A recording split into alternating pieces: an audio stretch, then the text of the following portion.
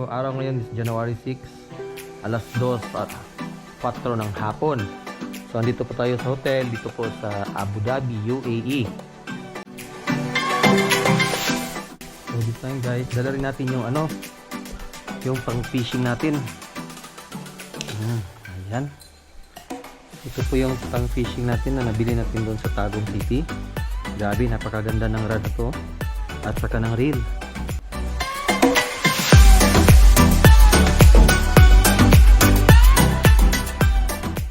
Tapos na yung assemble guys. Andito na yung bike. Plano ko kasi papalitan tong handlebar dahil medyo natakot ako. Parang kasi, hindi kasi ito original. Baka mag-crack, madisgrasya pa tayo. Ayan. So yun na lang yung gagawin guys. Ito papalitan. Tapos yung dalawang gulong ay i-tubeless.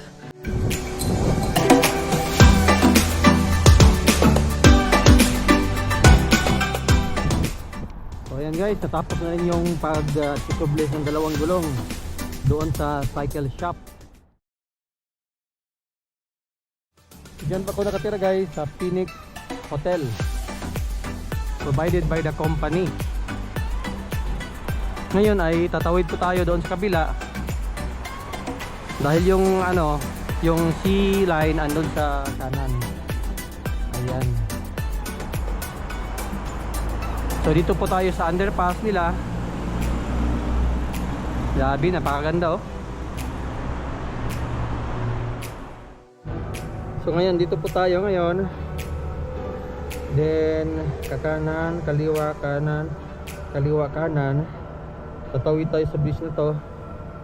At andito na po yung Al Hudayrat Island, Sheikh Fatima bin Mubarak. Ayan, so dito sa signal dito ay kakanan po tayo.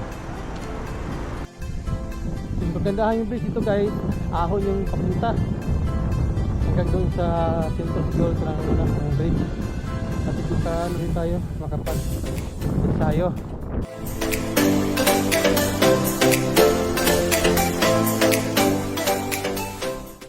So dito naman guys, you are here. Dito, you are here daw. So ito naman yung mountain bike trail. Talagang ginastusan talaga ng gobyerno dito sa UAE yung island na to. At saka sa nakikita ko, ang daming yung mga bike lane, parang naging priority nila yung mga bikers. Ayan ang ganda pala dito yung track nila May pa, ahon-ahon. Saka may mga parang hampa na malaki. Ahon na naman. So, ganda.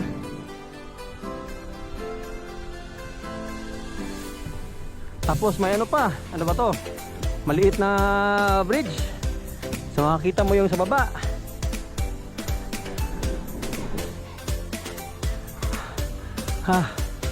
Diyan nagpa-fog pa yung At tapos yung nakita nyo sa baba guys andyan yung mga road bike. Ayun yung dalawa. Grabe, napakaganda guys. Woohoo! At hindi siya maliit na area guys napakahaba. Pwede kayong dyan sa ramp. Pero wag na, baka mahulog tayo dyan. Grabe, napakaganda. Hindi ko lang alam kung saan na tayo ngayon. Bahala na. Woohoo!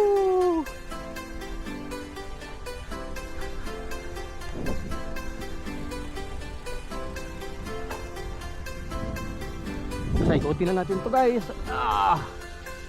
Ayan.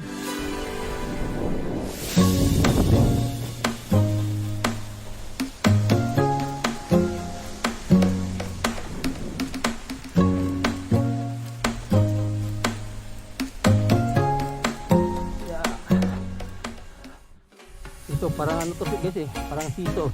Try natin kung mabababa siya.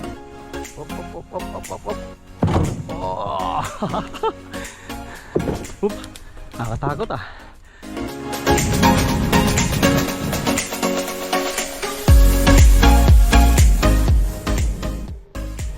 Dito pala yung magandang mag-training guys. Kung gusto nyo yung patag, okay dito. Kung gusto nyo yan sa MTB na trail, pwede na sa kabila. Grabe. Mahirap. Mga almost mga 5 months siguro tayo hindi nakapag-bike. Ito yung first. Nakasimpi na yung ipas ko natin ngayon is 31. Yan, ikot pa yan. Dito na tayo. Sabi, kakapagod. So aside pala dito sa ano guys, sa Whole Fish, marami din silang ano, mga shop siguro yan. Hobby cycling. Morning sir.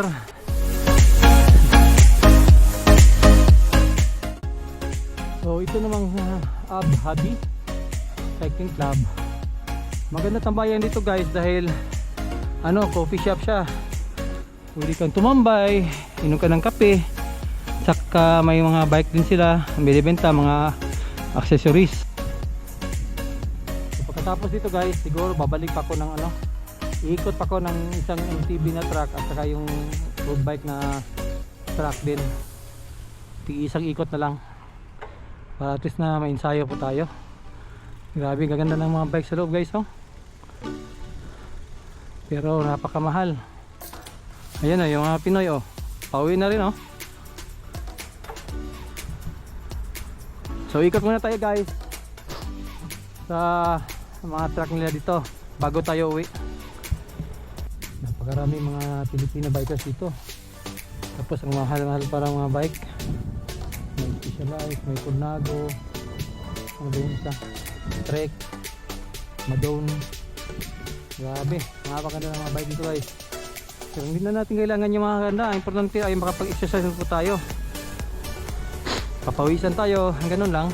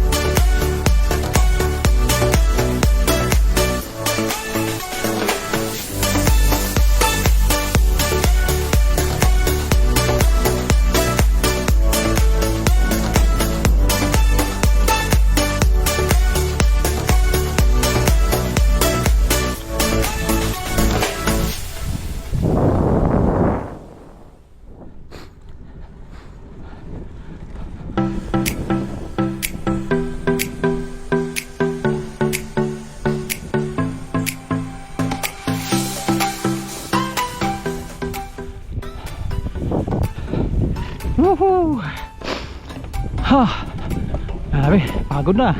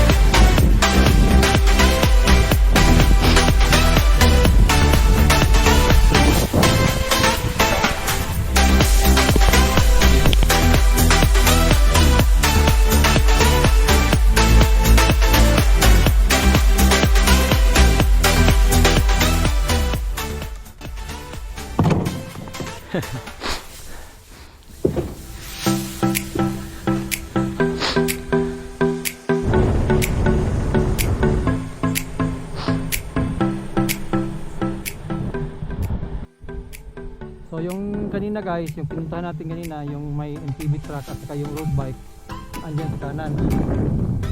Ngayon, i-explore naman natin dito sa kaliwa banda.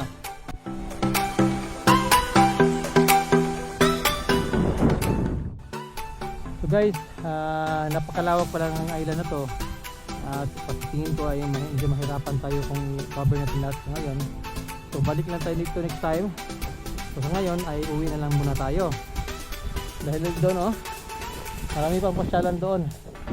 Pero dyan banda, sabi ng yung guard doon, bawal doon na mag-bike dyan, maglakad pwede.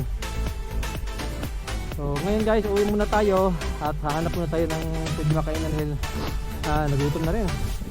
Sana open na yung mga Indian restaurant ngayon.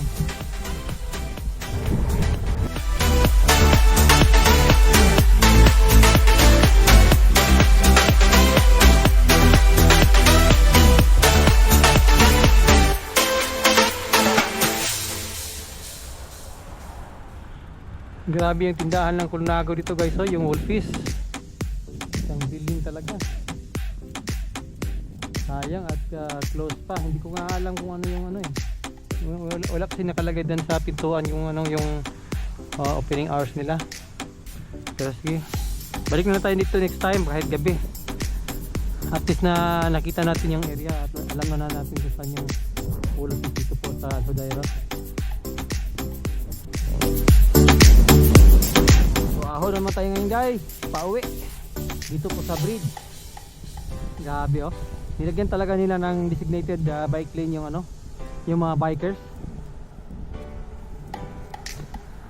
Sa tingin ko guys, doon din sa kabila may din oh, parang din yan, para sa bike lane at saka yung mga pedestrian.